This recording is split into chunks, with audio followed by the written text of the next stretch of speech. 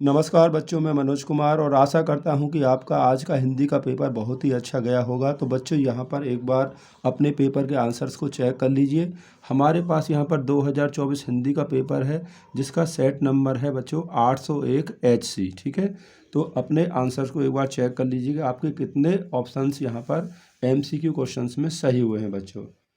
तो पहला क्वेश्चन पूछा गया है चंद्रगुप्त रचना की विधा है, तो बच्चों ये नाटक विधा की रचना है। ठीक है, तो क्वेश्चन नंबर 2 है दीप जले शंख बजे के लेखक हैं, तो इसके लेखक बच्चों कन्हैया लाल प्रभाकर मिश्र प्रभाकर, यानी कि ऑप्शन नंबर यहाँ पर ए सही है।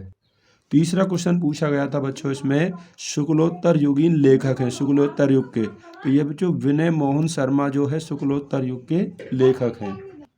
क्वेश्चन नंबर बच्चों 4 पूछा गया है कि हजारी प्रसाद द्विवेदी किसके लेखक हैं, तो बच्चों वाण भट्ट की जो आत्मकथा है इसके लेखक हजारी प्रसाद हैं जी।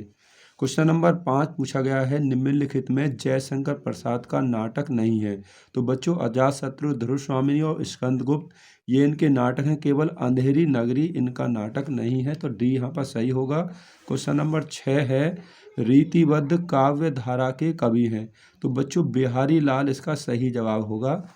तो क्वेश्चन नंबर 7 है पद्माभरण की रचयिता है, तो बच्चों यहाँ पर पद्माकर इसका सही जवाब होगा, ये इसके रचयिता है।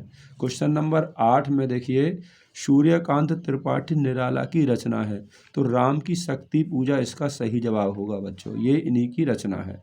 क्वेश्चन नंबर 9 में देखेंगे प्रयोगवादी कवि हैं, तो प्रयोगवादी कवि यहाँ पूछा है बच्चों, तो इसमें कौन सा ऑप्शन होगा, तो इसे एक बार आप चेक कर लें। मेरे अनुसार इसमें रामधारी सिंह दिनकर है शायद, पर इसको एक बार ज़रूर चेक कर लें कि इसका सही ऑप्शन किताब में क्या है।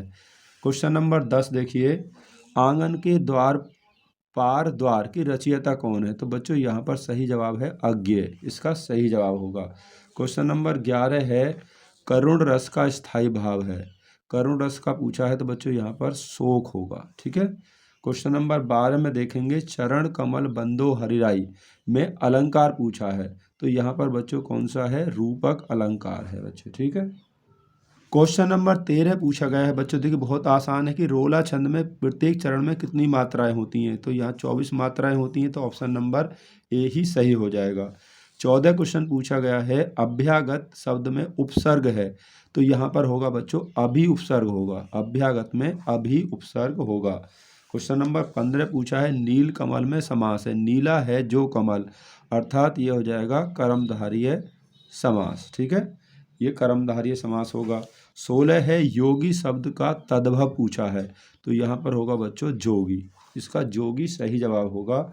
और 17 है युष्मद शब्द की सप्तमी विभक्ति एक वचन का रूप पूछा है, तो बच्चों यहाँ पे ऑप्शन नंबर सी हो जाएगा, ये इसका सही जवाब है।